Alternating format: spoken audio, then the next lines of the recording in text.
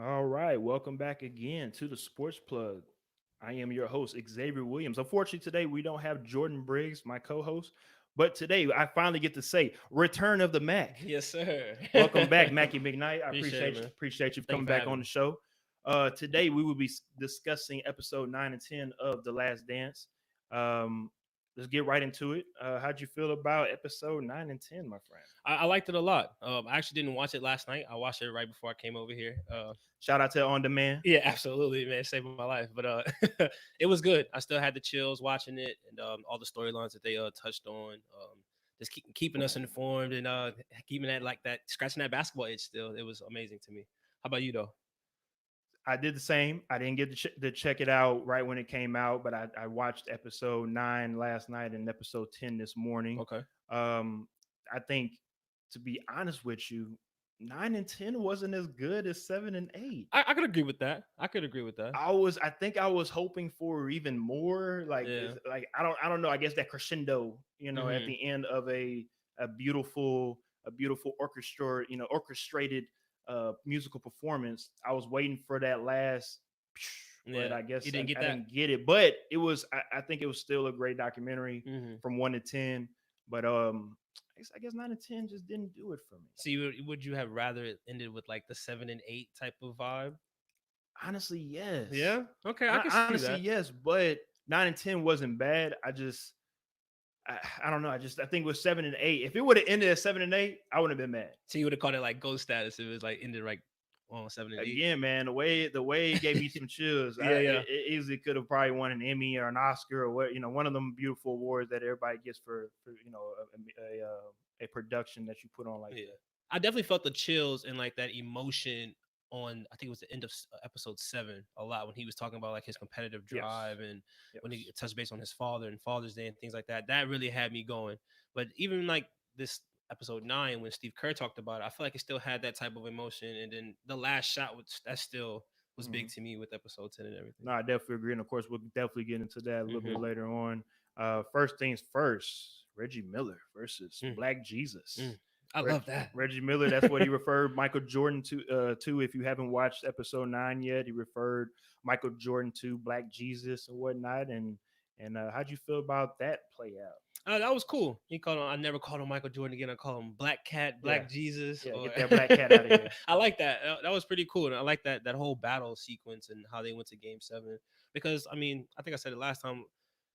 People always said that Jordan never went to a Game 7 and Yes, in the and blah blah finals. blah. But they were talking Yes, about the finals. But to yes, see him go into a Game 7 in the Eastern Conference Finals and how that dialogue played out, and I especially love Jalen Rose. Like when he talks, he's so good at like great storytelling. storyteller. Yeah, Great he is. He storyteller. just he Yes, makes you feel like you were there, and yes, I love that. That was yes. real cool. And like I was still rooting for the Pacers watching it. Like something's gonna change. But of course, nothing changed. And But also the Pacers, remember, they weren't there just for that run. They were oh came back again and went to yeah, the finals and lost to the Lakers with hmm Kobe and Shaq. So that was a good Pacers team. absolutely. I guess towards the end of the road for some guys like Mark Jackson and the Hmm. Smith and some of the Davis brothers, Hmm. those guys were kind of into their careers. But as a collective team, that was a really good team. And like Michael Jordan said, he felt like that was the newer version of the Detroit Pistons Hmm. of that later 90s of the East. Yeah, I like how he said every time I go on the floor and I come off, I have a new scratch or Scratch, I'd be yeah. bleeding or something like that. You see him with the patch over his eye and stuff like that. Now you're a basketball player. I Yeah. know how y'all are when it comes to y'all get scratched or y'all get something going on. Hey, it's personal. Yeah, for sure. I know Because it's personal. because it's So not football to us. Like we're not used to yes. getting bumps and bruises like that. Like maybe to like your muscles, but not like obvious like scratches and stuff. Mhm. So we feel like it's you gotta take it up a little notch once you see that And you're I bleeding. definitely understand because um, when you're playing in the playoffs, especially in the Eastern Conference Finals like Hmm. that, everything is such a higher stakes, Absolutely. and there is no love lost, especially with that matchup with Reggie Miller and Black Jesus.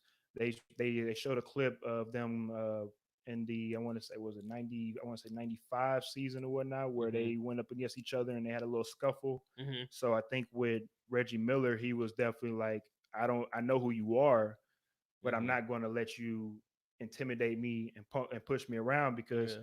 again, if you know Reggie Miller, his background, He's tough. Cheryl Miller. Yeah. You know, he was getting punked since he was a kid by his older sister because she was one of the best, if not the best, college football, college basketball, women's basketball players. So I think with Reggie, it was a really cool thing to see him be one of the of like our generation people to go up against Michael because those 80 guys they went through him and couldn't beat him.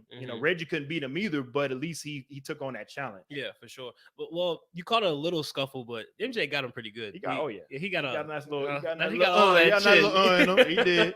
He got did. a lot of that chin. But did. I like that battle. Would you rank that battle like between Jordan and Reggie like top 5 for Jordan? This how I went to Game 7. I know he went through the Bird and the Magic and stuff like that, but does Reggie on that cusp a little bit because of how like it went to a Game 7 to the Eastern Conference Finals and it was Jordan's last run? It all depends on who you are as a Jordan fan, because some people will say, well, it's not fair because Jordan was older. He wasn't in his prime. If it was in his prime, he would have, dusted Reggie Miller. Would have been, wouldn't have been a contest. But we can maybe say top 5. Definitely Patrick Ewing. You definitely Isaiah, of course, and a couple of the guys in the East, Magic, of course, and the West. But Barry Bird. Maybe 5, 6 on the cusp, right? Because there's too many other Hall of Famers exactly. on that list, right? But it was still good though. It was deep. It was real deep. And then of course the NBA trying to get away from that whole bad boys image thing. You couldn't really do too much. Yeah, you couldn't really do too much. But also too, I'm not trying to go left field right now, but if you think about it, man, Indiana really did become our generation Pistons when it comes to what I mean by that is they had that Ron Artest. Remember they had that Ron Artest and Steven Jackson era where they had Mouse in the Palace. Yeah, right. And they had a swagger to come into when it comes to we're gonna do whatever we got to do to win the game, no matter what we're gonna do. And if we got to come into the stands to beat y'all fans, that's what we're gonna do. So true. Very true. True. So with the Pacers, it was kind of cool to see how they were in '98, and then also what they were now, and also to see how consistent the Pacers are as a franchise. Even though they aren't, they unfortunately haven't won consistently, they are always in the mix of things. Yeah, absolutely. I definitely agree with that one because you could take it from like you said, Malice in the Palace days. You can move it a little bit further to when Paul George. And I was going to say before that, Danny Granger was Danny Granger days. Hibbert and George Hill. And, I mean, they took the Heat team to a Game 7. Exactly. So that was supposed to be. They were supposed to be the next team, after the Heat. And again, it just always seems like they were always there, but just cannot get over the hump. Yeah, they just couldn't. But I mean, they kept running into great players. I mean, you run into Jordan, you run into Kobe and Shaq, and you. I was gonna say you feel like they might be the Blazers of the East. Oh, that would be good. Yeah, I think you could say that. They're always in that mix, and they always have some type of top tier talented team, or like in terms of like young talent, or they find ways to keep talent there, and they just fall short every single time. But I mean, they're right there, though. They're just a play away or a game away. I mean, what, 2 years ago? Was it 2 years ago, 3 years ago? They went to Game 7. Was it Game 7 with LeBron and the Cavs? Yeah. And they put up a fight. Almost there. Yeah. So, I mean, you have to put their organization, or give them a pat on the back and say they're doing a tremendous job finding new talent, finding. And you want to know what's the main constant when it comes to why the Pacers are always in the thick of things? What's that? Larry Bird. He still have a job there. Well, when he's of course, when he was the coach there, he was able to get him there. When he was the GM there before he left recently, right? He was, like you said, he was able to still keep the Pacers in contention no matter who they had there. Even when Danny Granger went down, he got Paul George, right? Yeah. Oh wow. That's what I'm saying. Like even I'm sorry. That was the that was the Kawhi Leonard trade. Right. Remember Kawhi Leonard used to be for Pacers. Got drafted by the Pacers. Got traded to the Spurs. So who knows what would have happened to Kawhi Leonard? Would have been there with Paul George in the beginning. Who knew? Who knows? So the Larry Bird and the Indiana Pacers know how to draft talent, and they know how to create a team. It just seems like again they just need that one guy that can. And they thought it was Victor Oladipo. Again, they get guys.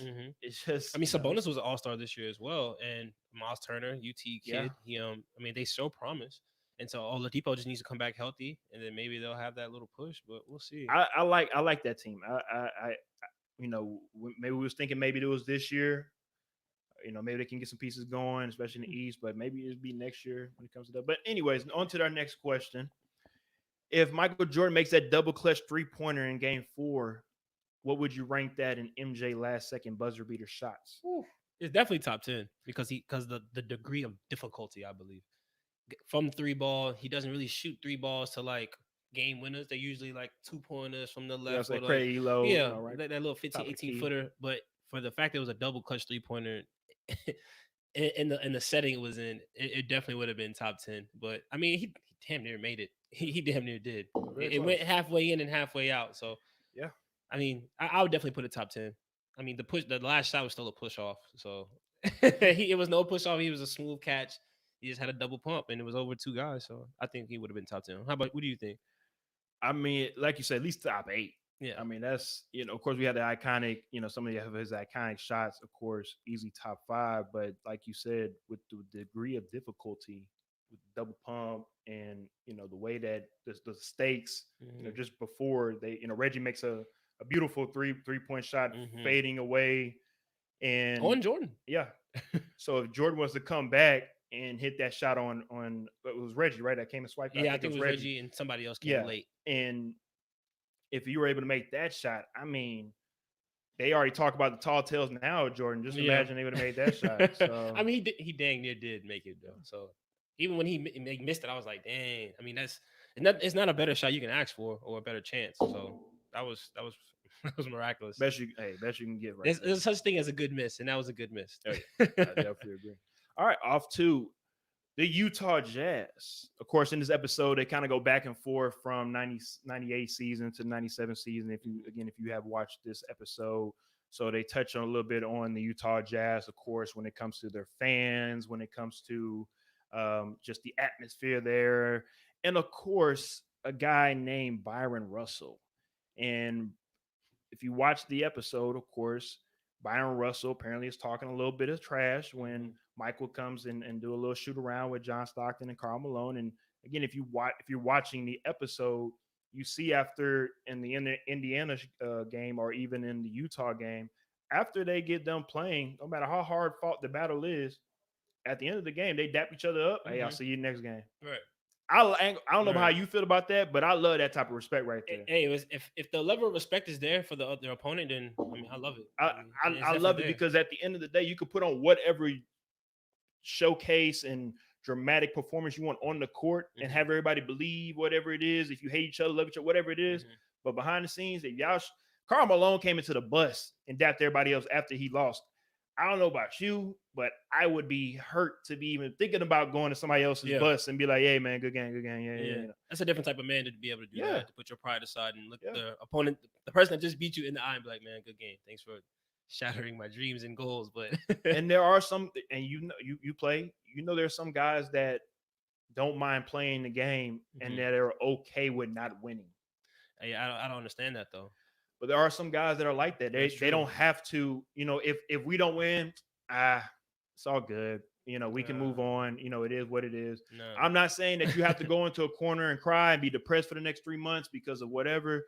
But if I'm with somebody as a teammate, I need you to show some type of emotion because especially professional wise, I know at the end of the day, I can get your butt out of here. If you had a top prospect, Michael, the LeBrons, these guys that have those type of power when it comes to, bro, I need you to be on this type of effort, energy, emotions the same way I am because I'm putting my all out on it. And that's what Jordan was doing. He was making sure all his teammates felt the exact same way, like you just said, that they felt the exact same way. If they just wanted a participation award like at the YMCA, this is not the team for you. This is not the setting for you. So that's what I mean. We kind of frown upon it. Some guys like it, some guys don't. The way he was leading, but that's what he was trying to instill, so everybody can get on that same page mentally. You know what I kind of think of it is from time to time? It's that old head father that at the time you don't see it, just, man, you're being so mean to me, man, you hate me, man, why are you doing this to me? And then you look back on it, you look at the body of work and be like, man, look at what we accomplished. Look at how we changed the landscape of the NBA. Look at what we were able to do that no other team is able to have been able to do since. That I think is what makes everything become full circle. Yeah. That's when you're able to sit back and say, you know what, it was all worth it. Even though he didn't, even though Michael might not have been able to express his emotions a certain way, and Yeah. and that's why he had Phil. Yeah. That's why Okay. Phil was able to help bring everybody together and show those emotions. Yeah. I mean, you're a group, you're a whole team. Everybody's not strong points at leading one type of way. You got to have different types of leaders, and everybody pitch in. But like, let's go back right quick before you said about the Byron Russell thing and Yes, sir. Jordan, how they Yes, would sir. shake hands afterwards. Mhm. Do you think that was like the beginning of like the turning of the curve because guys was beefing so hard in the '80s, and then as you can see with Barkley and Jordan, they was kind of laughing a little bit during that first three-peat, and then like the second three-peat, you also see like the respect level was there, and then now look what it is now. Guys are working out together in the summer, even more so, even like pushing the envelope even further. You think that was like part of it, like Well, the it's turn of the funny. curve? Okay, it's funny you say all of that because we can kind of have another show for on that topic Okay, alone. Because, and I'm we not saying, could. let's not talk about it now. What I'm saying is, throughout the whole documentary, from 1 to 10, if you watch every episode, what were things that Jordan was doing while he was playing against the Celtics? Mm-hmm. He went out and went and played golf Yeah, against the team that, at the time, the Celtics was the big bad wolf. Like, you don't mm-hmm. even associate with these guys Absolutely. unless you are a Celtic. So for him to go out and go play golf Mm-hmm. while they were going through a playoff, series, that has to raise a couple of eyebrows to our generation, because all you hear from old heads all the time Yeah. is, we wouldn't do that when we was Yeah, going on. exactly. We didn't do all that. So How somebody's dare lying. somebody? Somebody's lying. That's just how somebody lying, man. And Somebody's lying. it's no way that y'all as old heads can say we didn't do that, we wasn't gonna do that, da da da. But you got nothing but film of y'all footage. going out and hanging out and drinking and doing this and Mhm. that. And Yep. so I'm not saying it's wrong. What I'm trying to figure out is it the media? Is it the media trying to stir up things that it trying to make it seem like it's wrong, but in reality, everybody's been doing it forever? Because I know football wise, when it comes to position, you usually stick with your position. You Right. work out with your position groups. Yeah. And you work out with guys all around the league. Mhm. So in NBA, maybe it was like the ego things. Maybe it was like, if you're a superstar, you're not supposed to work out with other superstars. Yeah. Maybe it was you're only supposed to work out with your team. But again, they debunked that when it comes to, you in game 5 of Eastern Conference Finals and you smoking a cigar and playing golf, Right. because you Michael, you get Right. away with it. But if he was, let's just say, Luke Longley, it was Yeah. like, bro, we're gonna throw you into the Exactly. witchcraft because You're in the you trade shouldn't be block doing it. now. Exactly. So it's Wild, just man. we all know, and we've played sports for a long time. We know from time to time when certain players are better than other players, they get at least gets a little bit longer. Mhm. So the thing with Jordan and Rodman, both live different types of lifestyles, but they both got the job done at the end of the day. Their leashes were very long. Leashes very long. Very, very long. But they were able to get the job done Yeah. when the time it was necessary to get the job done. And that's credit to Phil. Big So, time credit to Phil. of course, going back to, the Utah game, the quote unquote the flu game, what we thought was the flu game actually became the food poisoning game. Yeah. How do you feel about that? Hearing that situation, have you ever heard anything about that? No, but that is so ruthless from that pizza place. So ruthless. I like wonder what happened to that food place. Like, did they get sued, or are they in business still? Like, where are those guys now, and like, how do they feel like now watching this? Like, they Hey, were the if reason you for checking that, into and the it show, still didn't work. Yeah, if you're checking in the show, if you're in Utah, you watching this right now, or Man. California, or if anybody knows something that we don't know, please let us know, because y'all foul. hey, Wow. the real, of course, point, question mark that you see when you have 4 or 5 delivery guys come up to drop off a pizza. This is not a police, pullover where you have 6 cops for one person. It's a setup. That's all I'm saying. Like, immediately, it's a setup to me. Why do you have 5? But I guess I understand too that there's Michael Jordan, and maybe they knew Michael was there. Yeah. Let's see if maybe we can get a glimpse. Mhm. But I guess also at that time, Jordan wasn't thinking about that. He just, hey, I'm hungry. I just need some type of food. And again, I'm just trying to figure out is why is there no food in the house? Like y'all ain't got no Roman Nah, noodles. they said it was in Salt Lake City, and so it was the only place in Salt Lake City that was Yeah. open. But I've been to downtown Salt Lake City. There's Mhm. plenty of places that are open, good places too. Well, this is So, this is 20. This is 15 years yeah, ago. that's So I true. mean, So, 20 years ago, maybe it whatnot. was So different back then, but I mean, I don't understand why the hotel didn't have food or things like that. If the Chicago Bulls are playing in a finals game, they should definitely have accommodations, don't you think? well, But I'll times are different, so no, not just that. I'll say this: I've heard plenty of sports stories, and again, if you are watching right now and you want to make a comment either on YouTube, either on my comments on Facebook, if you're watching in, I know plenty of stories from football, basketball, and baseball. If you go into the visiting team city, mhm. there are some cities that are ruthless. And again, if you are Mhm. watching, comment when it comes to Boston, Yeah, Kansas City, yeah. LA, Dallas, Chicago does it as well. They won't serve you. I mean, it's Oh, they just get they'll heckled so much. I know in Boston they'll go in and turn on fire alarms or whatnot. They'll find out the hotel you're sleeping in, turn on fire alarms where you don't sleep all night. Nah, that's reckless. Of course, like I said, when it comes to food, when it just comes to all these different mind games, that's what it is. It's a Yeah, mind game. trying to find an edge, that Exactly. little bit of edge over the opponent, Exactly. man. So that's I feel you. hey, that's crazy when it comes to sports like that. But, Now, but food poisoning, though, man, that's a bit excessive. That is a bit overboard. No. hey, they poisoned the old dude from Alabama poisoned Auburn's tree.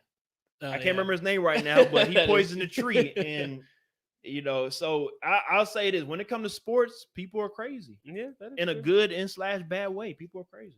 But like, how do you feel about it? Like, it unraveling to becoming a food poisoning game, because at first it was the flu game. Then, but I used to hear like little murmurs talking about, oh, I heard Jordan was just hungover from Yeah, partying and yep. such I've and heard such and that such and story such. before. So to Hmm. debunk that as well and be like, no, all y'all are wrong. It was actually food poisoning. I actually was sick. I didn't have the flu, but I was dying. Yes. How does like isn't it crazy like how all these years we've been hearing this, and now finally we get the truth? Like, Now it's funny you say that too, and just not to go left field, but Shaq actually just said the same thing about a couple hours ago. I don't know if you heard about Shaq. Shaq's been saying this rumor about David Robertson didn't give him an autograph when he was a kid. Apparently, he lied about that for the last 20 some years, wow, just I did to not just hear to that. have the story. Yeah, it was on Bleacher Report. So again, if you're watching, check out Bleacher Report. It's on Bleacher Report, and it talked and Shaq talked about he lied the whole time just to say what he said. So a lot of these stories have Mm-mm-mm. been debunked from episode 1 to 10.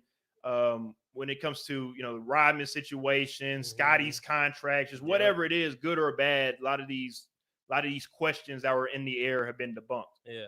A good light skinned rapper once said, Uh-oh. if they don't have a story these days, they'll make one. Meh, meh, I know. meh. I think I know that light skin rapper. Now, any memories you have of the flu game? I know we talked about it before we came on the air. I just remember like I'm trying to be a retired shoe head, so of course I remember the Jordan 12s. They were so iconic, and the fact that I mean the colorway was so smooth, and the way that he just willed his way to like power through that game. The whole thing was just iconic. I feel like everything Jordan does is just so iconic, and for him to do that, I feel like for him to wear those shoes, it shows it takes more than blood, sweat, and tears. It takes everything you got just to win one game.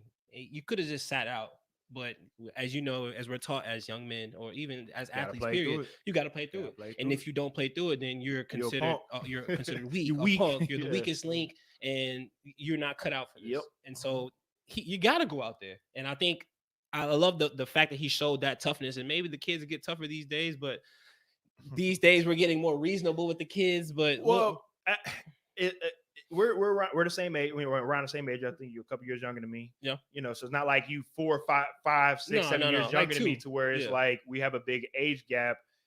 We've played through plenty of injuries in our Mhm. sporting career and whatnot, and that's one thing that people, I guess you say 40 years old and older, like to talk about people that are around 21 years old and younger, how soft they are, Yeah. how they are like this, how they are like that. But they also like to talk about how far advanced in nutrition we are, or Right. how much we know when it comes to our bodies, or how we Mhm. know how to rest or play different apps, play different sports. Just all these different things. It seems like even though those old heads back in the day were able to drink a beer before a game, Mhm. because Jordan talked about that. I smoked a cigar and I Yeah. drank a couple beers before shooting around. I did Yeah. this and that. I'm trying to figure out, okay, what is the right route? Do you want people to be like LeBron and go the athletic route and don't, drink heavily and drink wine and work out 6 times a day? Or is it okay and acceptable to smoke a cigar and drink whiskey and I'm talking about even in the 50s where they were smoking cigarettes in the locker room. Yeah. They consider those people real men. So Yeah. what are real men? That's what I'm trying to figure out. I don't know. Y'all confusing us out here. Y'all want us to be one way, then another athletic. way, Y'all want us to be athletic guys. But but the moment you drink a beer, you're like, hey, one of us. It's cool. So which route do we take? Hey, I don't is know, there a right or wrong answer, or is I it don't know. just it just depends on the time that you're being raised? Like, which one is it?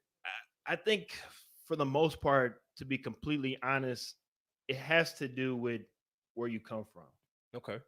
Because some people, again, if you come from, I ain't saying the hood, but I'm talking about if you come from the struggle, that's the better, I guess, word we can say. When you come from not having everything at your disposal, Yeah, silver spoon. you have to work a little bit harder, Yeah. build up some tougher skin, and move through life a little bit differently compared to somebody that is able to have their life planned out a little bit, in advance, a year out or 2 years out. You're able to move a little bit differently. Right. And like I said, with that whole situation with Jordan, I don't know, man. It's confusing, right? Yeah, it is confusing because we're thinking deeper now. Yeah. It's just once you Again, get to that deep thought, that's another episode for another day. I promise you, it can be. was once you get that deep, you start to like question a lot of things. Like, Yeah. why was I taught this? Why was I taught that? Yeah. And how does that stack up now to my morality and with the things I believe in? And, 100. and once you have offspring, it's Once like, y'all have a kid, exactly. how do you treat them and how do you teach them? Which route do you take? Exactly. Now, one quote Scotty did say, it said, no matter how sick he was, he's still the best player in the world.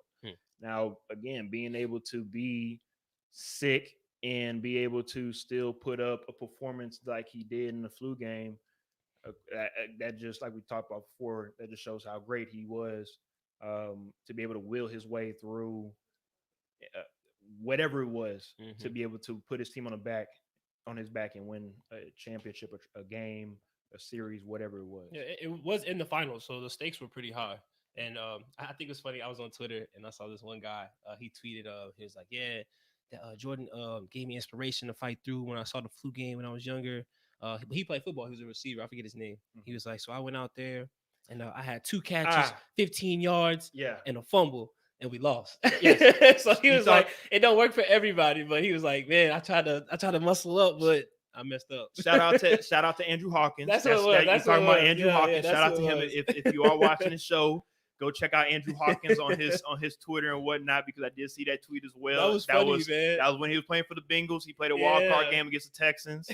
Like he said, he thought he was going to have a great game. So I thought he was going to get AJ Green sick, so he wanted to not be in the same room as him. Yep. And he said he wanted to muster through and have an MJ type of great game like MJ did flu game wise. And he had 2 catches for 15 yards, and they lost. So and the fumble, bro. And the fumble, yes, of course. Can't forget about the fumble. If it was fantasy football back then, he's having a salt negative on the wound right there. Salt on the wound. But -5 points. We do appreciate the content, Anthony. Sure. That was hilarious. We do appreciate that. Now, another quote as well. Did Jerry Sloan really not know that Michael Jordan was sick? Because at the end of that game, the press conference, reporters asked Jerry Sloan, how did he feel about Michael Jordan's performance while he was sick? And he said he didn't know he was sick. I don't know if that was a joking type of thing or being sarcastic, but did he really not know? I'm gonna go all the way left and just be the devil on this one and be like, I think he's lying. Because as a coach, who's not in the lineup. Like, they bring you injury reports, depth charts, who's starting, and everybody knows. Okay. Even the players know. When you warm up, you give a glance to who's hurt or who's not, who ain't looking right. You know what I'm saying? And for him to say that, I didn't know, everybody must have known. But, man, everybody in the building knew that he looked a little off. You know what I mean? So I'm just going to go left with that one. But he did say it real calm and convincing, like he didn't know, but I doubt it. Hey, I just wanted to make sure, because Did you believe him? Not at all. Not at all. Because I'm over here like, come on, bro. Ain't you a Hall of Fame coach? Yeah, like you didn't know? Come on, man. But that's another part of, that's what he was, I guess that was his side of trying to make sure that he coached his team. Yeah. To make sure that the media didn't blow it up bigger than it needed to be, because, they know. Yeah. The Jazz know. So you think he was more like on that focus on what we can focus on us, don't worry about them pretty type of much. thing. That's all you could do. Yeah, I mean, As there's a one coach, way to go as a about coach, it, that's all you could do. but don't lie to the listeners and be like, oh, we didn't know. Well, as the media, when it comes to media, it's a lot easier to be able to be quiet on things so people can, try to interpret things. This is a little bit off, but like What's up? when we talk about the media, are we considered the media now? I've honestly thought about that. Are we considered the media? I think we are a little bit. Oh, I think we man. are. So That doesn't. I don't like that. but that's that's welcome to player transition. Yeah. Instead of being a player, you say the media, you automatically get this bad yeah, image, right? yes. But I'll say this as well. And again, if you are watching, I appreciate everybody that's watching on Absolutely. there, on Facebook, YouTube, that's gonna be watching this. When it comes to being the media, guess what you have now? You have an obligation and a right to be able to come out with your content and be able to put out what you want to put out as a media person. Right. So that's why what I'm doing, what I'm doing, I don't have to be like ESPN. I don't have to be like Fox. That's not what I'm doing. That's not what I'm trying to do. Right. So what I get to put out is everything that I want to do as an athlete myself. Mm-hmm. So, Talk yes, to him, bro. so yes, I might be the media, but I'm not. We're the good guys though. But I'm not trying to make it seem like I'm going to pump your head up. That's not what we're trying to do. We try and spit the truth and let you know how it is on our side, our perspective, and keep moving from there. If you don't like it, you ain't got to tune in. Nobody's forcing you, to tune in. But if you do like it, I definitely love it. I love the support and I appreciate everybody and make sure you tell somebody else that's out there listening and check out the show. Absolutely. So my bad to go left. No, you're great. No, we Gucci. Now another little topic, we don't not to go left, but they definitely did touch into Steve Kerr's background. And I don't know if you knew about his background like that with his dad, but I didn't know. How do you feel about Steve Kerr's and how he was built as a person? It's definitely changed my perception of him. Absolutely.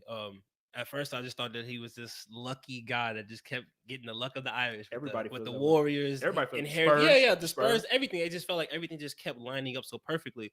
But then, like when you get this flashback into his life and you see what he went through, like you saw his baby pictures or his like middle school pictures, did not look like a basketball player at all. He just looked like some silly kid with a bowl cut that we would see at Aragon or something like that. But he just didn't look like didn't look like anything that was like to be scared of. Yeah. But to hear his story, like his family and what they went through with his dad and the things I think his dad was a very admirable person to do what he did. Oh, yeah, and to put himself in that type of situation. Yeah, but to see all that, to learn everything he went through, his path was amazing, and it actually made me like, I ain't gonna lie to you, I get teary eyed a little bit when I watch that type of stuff. You're a dad now. That's I got a dog. I'm soft now, man. So I felt for him, man. I really did, and it made me actually look back on the Warriors championship. Like, man, it hurt LeBron, but at least a good person got good things and good blessings. Now, and I also feel like that's what history is about. We don't appreciate certain things until we go back and look at it and be like, man, I didn't know this or that. I didn't know this was going on. And to go into Steve Kerr's history a little bit more and to dive deep, like I talked about before, I think it built who Steve Kerr was to replace John Paxson, for that second, three-peat and whatnot, and to be that trustworthy guy. We hear old heads all the time talk about if it wasn't for John Paxson and Steve Kerr, Michael Jordan wouldn't do this, wouldn't done that.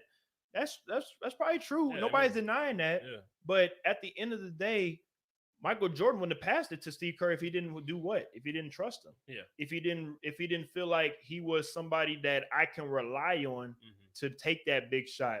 And if you see it from a guy like Steve Kerr and John Paxson, both of them say, we appreciate that more, that you trust us than me just taking any type of last second shot without you passing me the ball, because like Steve Kerr said, he wasn't an emotional guy to reach. Jordan was, but to be able to get that last second shot that Steve Kerr was able to make, that for Steve Kerr was the best thing that could ever happen to the relationship. Yeah, especially since he said he was playing bad and things like that. He wasn't having his best like finals performance, and then he still trusted him, and he caught the ball and let it fly, and that's just amazing. It's amazing how things like that can come so full circle with sports. And his life was a roller coaster ride like most people's, and then he ended up in that moment and came up big.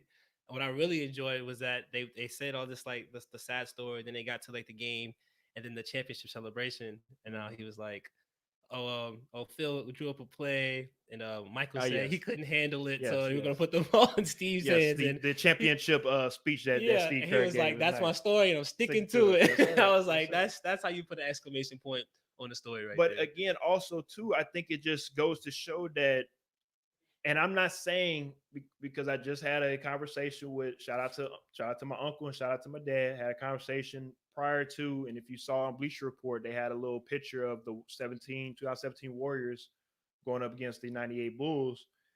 I'm not saying that Steve Kerr needs to coach the Warriors because apparently people feel like you could just put a banana in the coaching position and anybody can win that with that team. But Yeah. what Phil Jackson proved with the Bulls is that you might not feel like Phil Jackson or Steve Kerr or Popovich is a great coach because they have great players, but as a coach, what do you need to do? You still have to manage those personalities. Hmm. You still have to manage those human beings, Hmm. those individuals, to make sure that they are able to play at their highest peak, Hmm. no matter if the media feel like you're doing the wrong thing, the players feel like you're doing the wrong thing, management feel like you're doing the wrong thing. You have to do what you have to do as a coach if people give you the opportunity. Because even with management, they didn't give Phil 100% support beginning of that season. It happened later on in the season, but beginning of the season, you can go 82-0 and still get fired. Hmm. And he was able to still say, "F all y'all, we gonna go and win this championship and do what hasn't been done since. Is that's two Yeah. three peats." So I know Steve Kerr might not get the credit for the Warriors in 2017, but you have to recognize Steve Kerr because Steve Kerr is somebody that's been able to see greatness Hmm.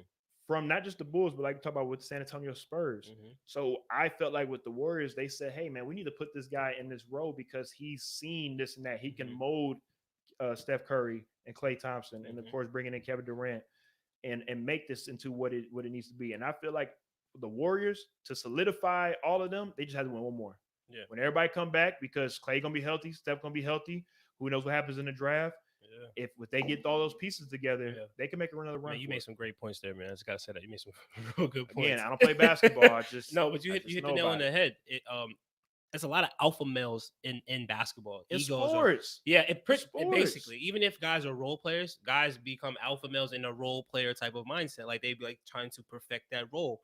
And so maybe coaching isn't always X's and O's. Mm-hmm. It becomes deeper, it becomes bigger. And when it comes to like managing personalities, that's much harder than drawing up a hammer set to get it in the corner for a three ball. You know what I mean? That's much harder to get, hey, stop acting like that, or hey, you yell at this guy and do this. That takes a lot. And for Steve Kerr to have Draymond in the room and then Steph, then Clay, those are three different guys right there. Then you add Iggy and then you add Kevin Durant.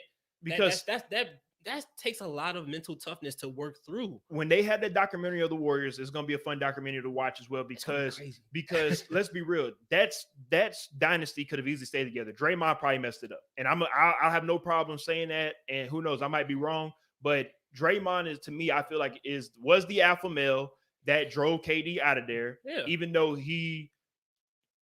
Draymond knows, KD knows, Steph knows, Clay knows that KD is the best player on that team. Yeah. I don't know what Draymond is. He's the fuss about or whatever it is, but maybe like we talked about, even his role playing ego, Mhm. maybe he feels like, well, I still need to get my touches and my this and that, and we really don't need you because we've already won before and this and that, da da da. Yeah. I feel like he maybe messed up what could have been what the Bulls was in the 90s, what the Warriors were being this generation. He's gonna be Jerry Krause of that. Low key. Yeah, Low he's the key. Jerry Krause. Low key He's just though. not wearing the suit. He's in the jersey. Low key. I also agree with you, but I do also think that KD could have been a little bit tougher and not and could have took it on the chin and been like it went about a different way. But it's easier said than Is he done. say that? And we're coming from this viewpoint that we're having. But also as well too, like we talked about, Jordan was, if you watch the document, Jordan is isolated a lot of times when it comes to, he doesn't have to see a lot of things. He might see one TV channel because they got one TV. Now everything is on your phone. Mm-hmm. KD looks at the phone, you getting called a B word, Mm-hmm. ho, this or that.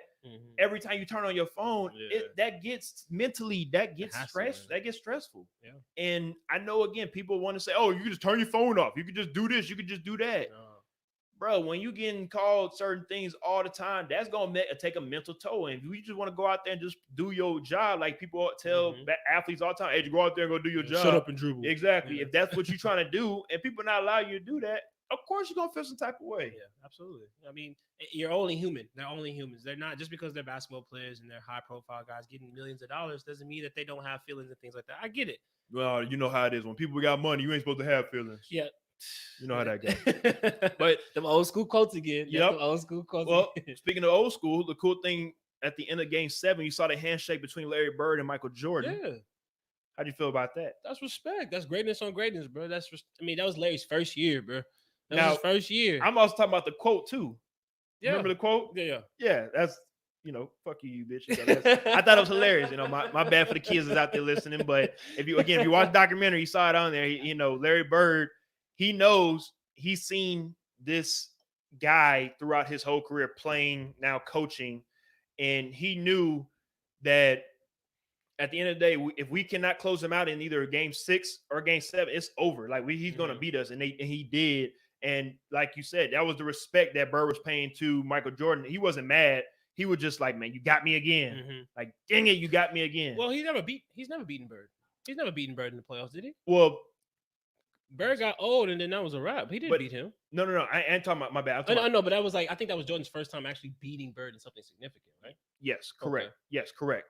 But what I mean by that, of course, when it comes to Bird, I meant as in when he took over the 90s. Yeah. Okay. In the Olympics and whatnot. Yeah. And it was Bird and Magic's era in the 80s. Yeah.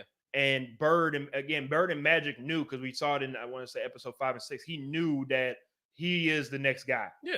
So the next sheriff in town, right? The new sheriff in town. Exactly. Yeah. So when I think Bird, coaching the team, he probably felt like, I can get him this time and whatnot. And then, he got it. That's kind of what I ended me playing against each other wise. But that's kind of what I meant by that. Yeah. And then also to end episode 9, if you watch that episode and all the episodes, MJ license plates were definitely on GOAT status. I know we talked about it before. You probably didn't really notice it, but they had Air on it on episode 9. They had MJ23, had a Jumpman license plate on one of them. But if you go back and go watch episode 1 to 10, great license plates. Every episode is a new car too. It's like it's a black Porsche. Range Rover. It's got a Hummer. It's different colors, different styles. He got the Corvette. And one time the kid jumped out the car to get the autograph. How many cars did MJ own? Yeah. He had to own at least about 20 cars. Well, let's be real. Some of them probably rented. Some of them probably given. Some dealerships they just give you, hey, we want you to drive this just so everybody know you're driving from our dealership. Yeah, so those type of things too. But I'll take it. Oh yeah, I will as well. So heading into after Game 3. What is the bigger story? The Jazz scoring 54 points in Game 3, or Dennis Rodman skipping practice to join NWO on WCW? I think the bigger story, I'm going to go with Dennis Rodman. You're probably going to go the other way, but I'm going to go Dennis Rodman.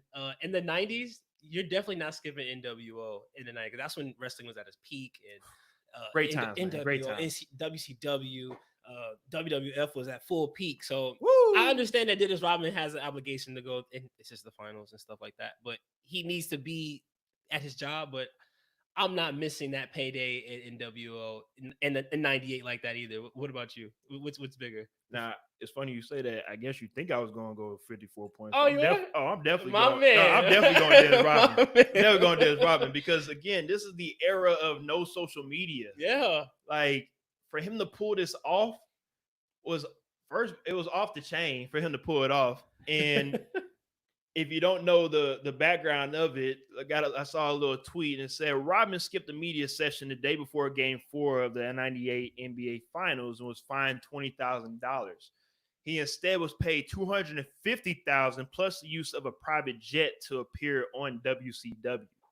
So Ron Harper, of course, one of the players for the Chicago Bulls, says when he returned, his teammates said, I think it makes him a pretty good businessman to be able to pull off something like that, even though the media, of course, wanted to maybe tear down the Bulls and say, how are you able to control this guy? But when you pull the layers of the onions back and you see that, man, Dennis Rodman was still able to come to the game and perform at a high level, and he was able to make extra $250,000 or maybe $220 after after or 230 after the fine.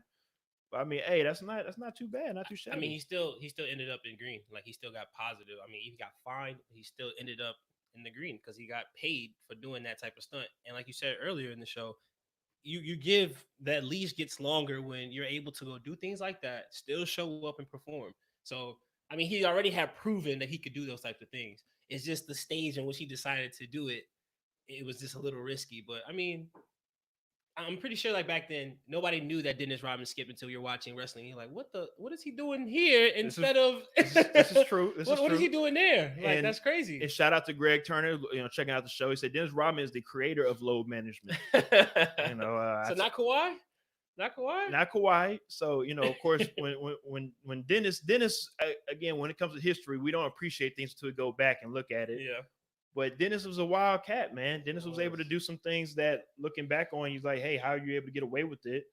But him doing him was able to for him to be the GOAT rebounder of all time, and be the GOAT, one of the GOAT defenders of all time.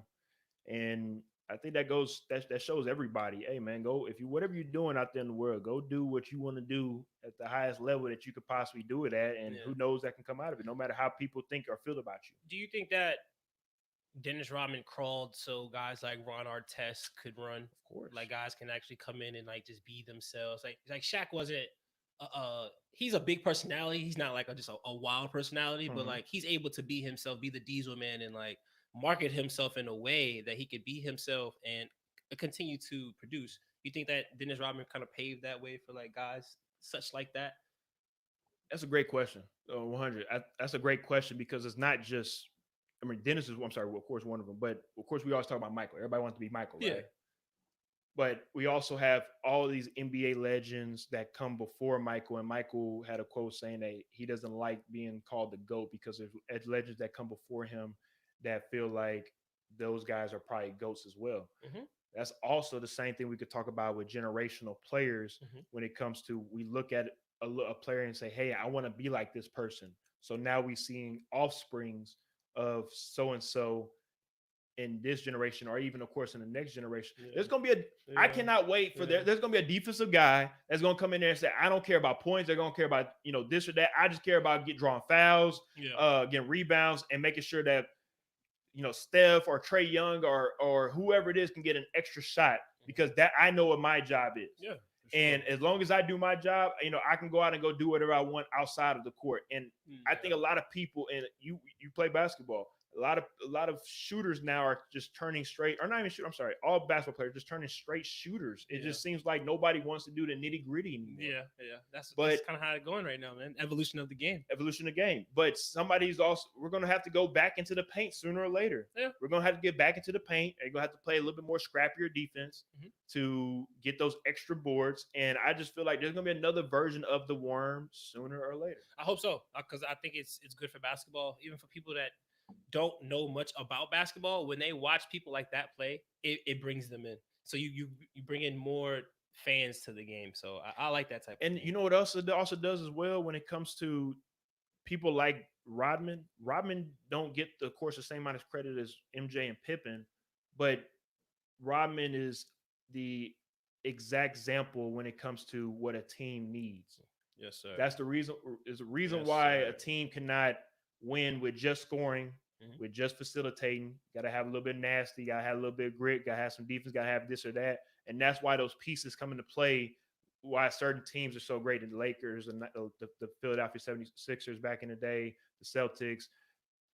Everybody played a role. When you're able to understand that you need to play this certain role to help us win a championship, I feel like that's when the team is able to be complete. Yeah, and teams definitely still have those types of guys in certain ways. Like the Miami Heat, they keep Udonis Haslem for his leadership and things like that. I remember when the Rockets used to continue to sign Corey Brewer over and over again. People like, why are you signing him and not giving Trevor Ariza more money? But Corey Brewer used to come in and do all the dirty work.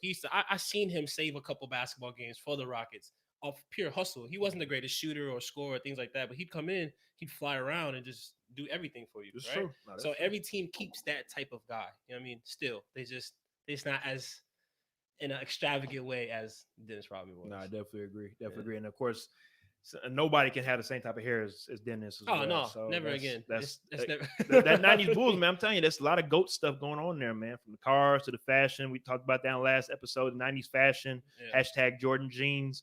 Man, hey, I hate his jeans. Oh my gosh, his pants everybody. getting Hey, so everybody hates trash. him, but it seems like the more money he makes, the bigger those pants get. Oh my So god, man, they're awful though. Why can't why those somebody pants? with that much game on the court ain't got no game off the Yeah. court when it comes to fashion? And then like you see him now when he's like shooting like practice shots in the Concord 11s and stuff. Like he has on ankle socks and stuff and like the big old shorts. I'm like, Jordan, bro, like you got all this gear. You come out with all this gear. We Yeah. buy your stuff. Yeah. I know you got dry fit clothing. Go put some more, man. Come on. That's that old school in them, baby. Yeah. Old school.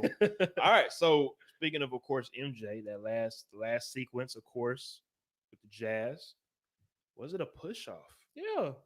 Why do you feel that? Everybody pushes off. Everybody sport. that was in the documentary saying that it was momentum. Why Bob Costas, Michael Jordan, he said his momentum was making him go that way.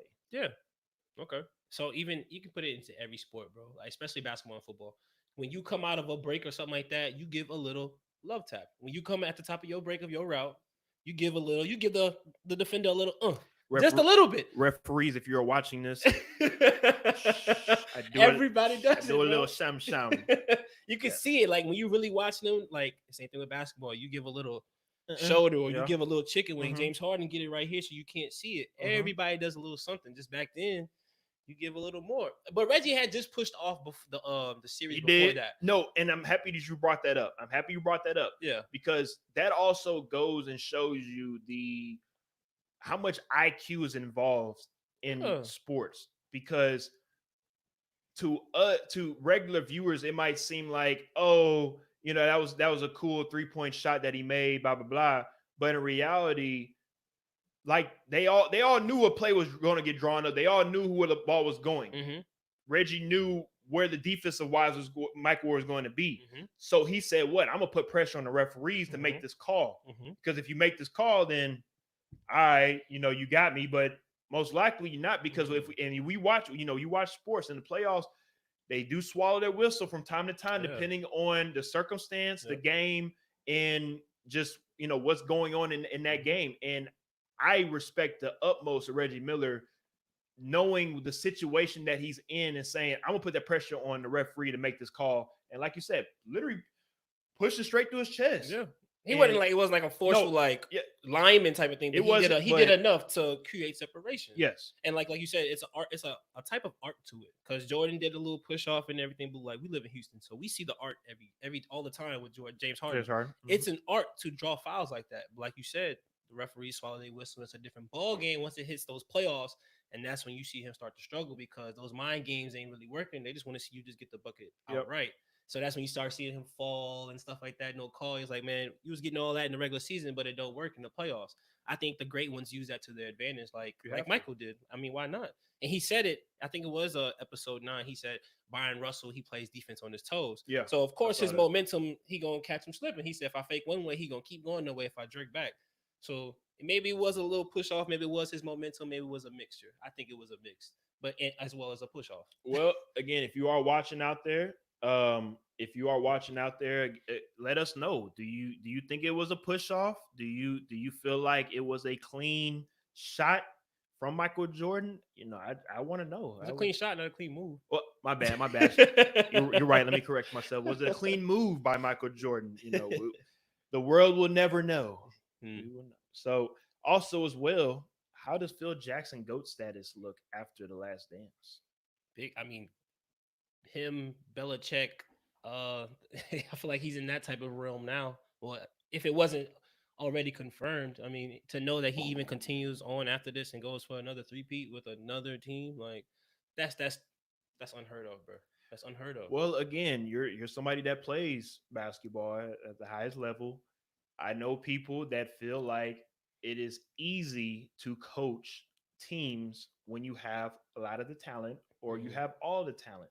But we've seen before, a lot of times, even though you have talent, that does not necessarily mean that you will win. Yeah. So do I feel like, of course, talent helps? Of course. Talent is always going to help you win in any sport that you play. But you still, at the end of the day, and what I feel like proved Phil Jackson GOAT status in this documentary is being able to allow these personalities to be themselves without having them get bigger than the game. Mhm.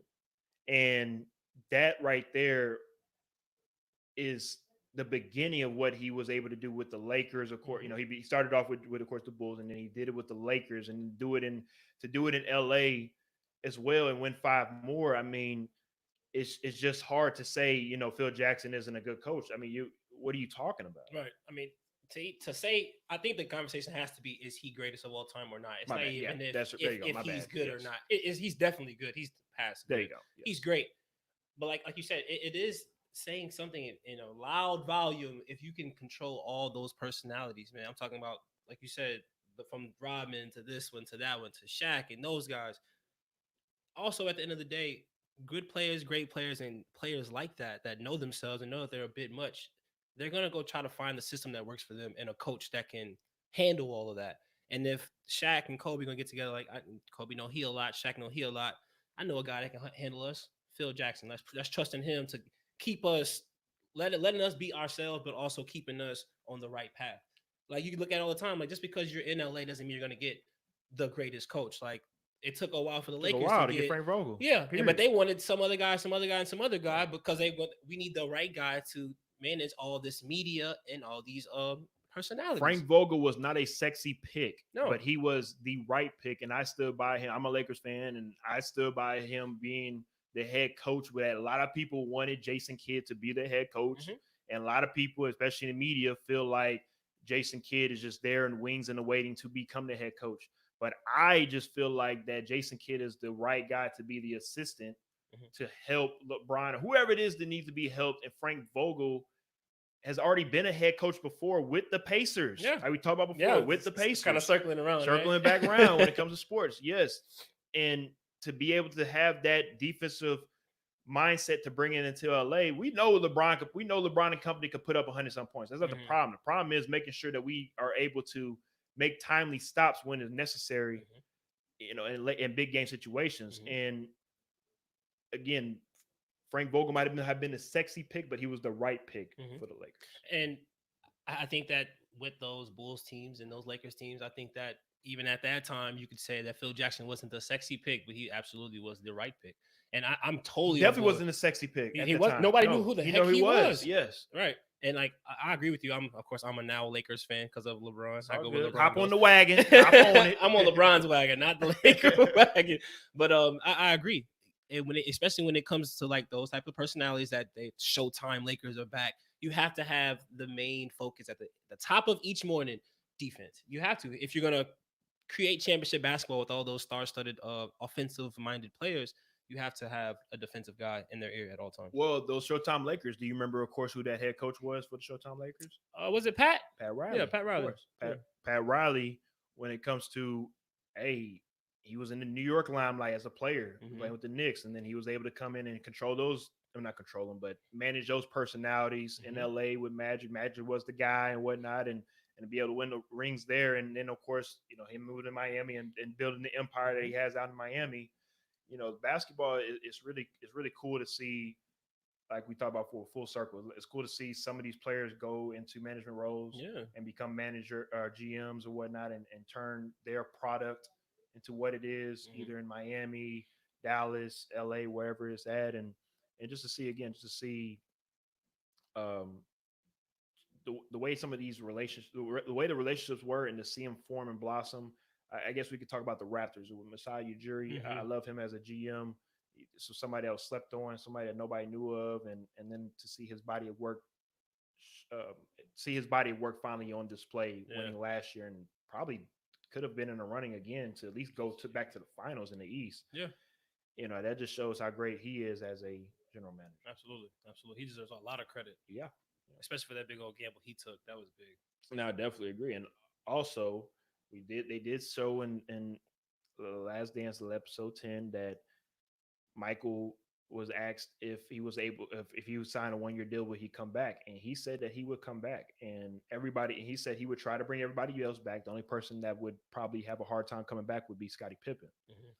Do you feel like if the Bulls would have stayed together one more year, could they have won 7 rings. Now, if you are tuning in, remember that 98 season was a lockout year. So the Spurs, it was the Spurs and the Knicks in 1999 in the NBA Finals. Now, we all know how Michael Jordan has Patrick Ewing's number from college into the pros. Hmm. Could the Bulls beat the Knicks and maybe, you know, play the Spurs and beat them for number 7? I'm definitely gonna say yes. I mean, they were on a roll. They had three, and then the only thing Jordan haven't hasn't done yet was win four in a row. I mean, I definitely think he would have used that as fuel to the fire because in that year that they played, that was Timmy D's rookie year, right? That's when he won that Yes. first one, 99. Yes. Yeah, because that was Hmm. Admirals last year. Azra. So the challenge would have been inside again, and that's I mean Jordan's a wing guy, and I definitely think they could have took that one. Now, the reason why, of course, I bring it up is because they were older. That was an older Yeah. Bulls team. After that season was over with, Pippen goes to the Rockets. Hmm. Of course, Jordan retires again for the second time before he comes back and plays for the Wizards. Steve Kerr is traded, and Rodman's traded, Hmm. and of course, Phil Jackson stepped out of the spotlight for a year until he goes to the coach for the Lakers. Hmm. So even though they did take a break, as in a collective team, if they were able to say, let's just say, go on 2 weeks of vacation, come back, talk about it over again with each other as a collective group, maybe they might have been able to muster up something. But I don't know. I'm trying to see if they were able to have the gas because they talked about so much that Utah series. I just feel like it just drained them so much. Yeah, but I think if Scotty would have stayed, that could have helped because looking further down the line, Scotty was on that team that took those three Pete Lakers, the Blazers team. They almost beat them. They were up by like what 15 in the Yeah, fourth, and yeah, I then the remember Lakers made that they crazy crazy comeback comeback and in he the threw the fourth. Yep, alley and that crazy sequence yep, happened. So Scotty still had something in the tank. He he almost did. went back to the finals, and he played fairly well here in Houston. He just getting his check, but everybody comes here to get paid. Yep. But but I definitely think, especially Steve Kerr won another one with the Spurs, so they still had something in the tank. I definitely think with the fear of everybody of Jordan and those Bulls, I think they could have did at least another run forward and could have won one. I give I them like that. no, I like that. I like that take. I didn't think about that. I definitely could have. And a fun little fact. Ever since they've broken up their 90s Bulls run, unfortunately, the Chicago Bulls have only won 5 playoff series Hmm. since 1998. So obviously, the rebuild has not worked Yeah, in the Bulls' way that they thought it was going to work. they had D Rose. That was some good years. Jimmy Butler was some That's good what they years, thought it was, going to come back. because Yes. especially he was the youngest MVP. Hmm. But they kept running into LeBron. To be fair to them, Yes. that was they Yes. weren't in the first round, They so they had would. it, man. They had a team. They had a squad. I think Noah and Boozer, and those yeah. those cats. Noah won Defensive Player of the Dang. Year. He was an All Star. Dane Gordon. They Yeah. had Heinrich was there. They had Yeah. some They good had a squad, teams. man. It's just like you said, ran to LeBron. Ran to LeBron. Yeah. Yeah. Welcome to the NBA, That's man. You that's got how the running that's how to. the tide turns when the Bulls are just beating up on everybody, and Yeah. then everybody's Now oh like, yeah, we yep, got y'all now, exactly. yeah. So to pretty much wrap up everything, hey, episode 1 through 10. Not just talking, of course, to you, Mackey, but everybody that's tuning in. If you're watching on Facebook and also on YouTube, how do you feel overall about this Chicago Bulls run in the 90s? I would say they were the greatest team of that decade.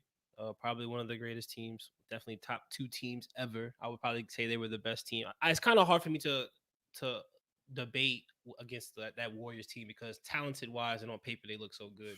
And I don't know if anybody can stop Slim KD. I'm just Reaper. being I was honest. gonna Yeah, say the same. Slim Reaper. LeBron has trouble with him, bro, and that's my favorite. But KD's just simply unguardable. So I put a healthy KD against pretty much anybody except for like 2012 LeBron. Now, I'm not gonna lie. I would love to see that matchup with him and Rodman, For sure. just to see what Rodman would do to get under KD's skin. Because you Absolutely. saw what he was doing with Karl Malone. Yeah. And Karl Malone is a big country dude. Like Karl He was Malone's getting buckets. 265 solid. You feel me? Little jump shot. So KD, maybe he pulls him back out to the 3-point line where he busting a couple threes on him, and then he's able to have that space to drive in Yeah. on Rodman. Who I don't knows? know if Rodman. It seems like he's agile enough to stay with him and stay in front of him. Yeah. So again, I would love to see that matchup. You're gonna have Honestly. to put Scotty on KD, man. And you're gonna have to. You have to put Jordan on Clay. because Clay's gonna guard Jordan. Okay, so Rodman's on Draymond. It's gonna have to be, and then Iggy or whoever they're gonna have has to be in that other spot. It's not gonna work, but I definitely think. But after watching this, I definitely think the '90s Bulls, what they did for basketball, for culture, Yes. bringing all that stuff and mixing them all together. Big ups to Jordan because he started with his shoes and everything, but they just how they revolutionized the game and how a team looks and how they act and Yes. the winning culture and everything that's going on around them, still being able to brush it to the side and coming together and still being successful. And for That's that tough. one ultimate goal, and that's a championship. Yeah. No matter what was going on all around them, they were able to focus on that one thing. And of course, that was raising that Larry O'Brien trophy. Yeah. And David Stern said in that last episode, before the Bulls came onto the scene, the NBA were in 80 countries. After that run was over with, they were in 235 countries. Yeah. So again, that just goes to show you the global impact that the Chicago Bulls were able to put on for not just Chicago, but for the world. Yeah. And again, it helped move the NBA to where it is now with with TV deals, with the money, with with the shoes. It seems like everybody has a shoe deal. With just being able to, and then also too, not just being a player. I feel like as well, it also showed that you can be more than just a player. Absolutely. And I just think it was a great documentary, honestly. I agree with you, and I like before you. I lose my track of thought. I like when David Stern said, when he's always presenting the Bulls something, especially Michael, he'll give it to him instead of saying congratulations. He'll say congratulations, blah blah blah, and he'll also say thank you, like thank you for doing all this and putting basketball on the map. Like no, everybody put basketball on the map, but like the way he globalized it, he says like thank you. Because I mean, he really did do. Well, he also said thank you to David Stern probably getting that little extra check too from that too. Exactly. He's like, thank you for blessing my pockets. Yes, he probably was saying that as well. But yes, I definitely agree on what you're talking about because I think David Stern gets a bad sometimes gets a bad rap, especially from me. I'll be the first one. I'm a Lakers fan. I hate the whole veto trade. I hate you, Feb. No, I'm just kidding. No, but I hated that veto trade. But if you look at the overall body of work that David Stern was able to do as a commissioner for the NBA, he did a hell of a job. Phenomenal. The only guy for the job. Same thing with Jerry Krause with the Bulls. Yeah, had a bad rep, but even though he brought him down. Hey, 6 rings, and I don't know about the greatest GM of all time. They say the greatest GM in NBA. I don't know about that. We'll see. Time will tell. But for the 90s, of course. Let me ask you this though. So that was a great documentary. It was, I hate to see it end, even though you don't like the way it ended. What happens now? Like, what does ESPN backdoor with? Like, what 30 for 30 do you put on? Like, for the people to like get just to grab onto now. Like, it has to be something else bigger. Yeah. Or no, as big, I should say. That's gonna be bigger, but like as big. Do you go to football? Do you go baseball? Do you like how do you do this now? Well, you got our attention. You got to keep it. I saw 2 things. I saw ESPN just recently on their Facebook page. They put up what team would you want to see documentary wise, and that's the Lakers, of course, Kobe, Shaq, Phil Jackson, the Spurs in their era, the Heatles, and then of course most recently with the Warriors. Honestly, we can't do a Warriors one right now. Time haven't settled in yet. Right. Heatles, not yet. Right. We can do the Spurs, but right now it's gonna be going from Jordan to the Spurs. It's gonna be boring. Yeah, let's be real. I think that's what hurts the Spurs' legacy altogether. Because it's boring. But y'all did everything right. It's boring. We want y'all to have some controversy. But man, they are the most winningest trio. Like you talk about big threes, they always get overlooked. But what they did was phenomenal, and everybody does not give them enough props. And I'm not the biggest Spurs fan, but I mean they played great basketball and they did it the right way. They did. Shout out to Nick Divler. What's up? Appreciate you for tuning in. Boy? Appreciate you tuning in. I ain't seen that boy in forever, man. Yeah, he out there in Nebraska. I'm sorry about that, man. Hey, why are you up there for? He gonna shoot some hoops though out there. He gonna shoot some hoops. Cornhusker land. Yeah, my bad. Can we run me back? I lost train of thought. Oh no, you're good. I was saying that the Spurs, how they did everything right. Yeah, my bad. So instead of the Spurs, of course, I feel like definitely the Lakers. Yeah. Lakers are definitely have to be the next basketball wise, have to be the next documentary. But I also saw that somebody asked Emmitt Smith about a 90s Cowboys documentary. And from what Emmitt Smith said, he said, how do y'all not know that something is already in the works?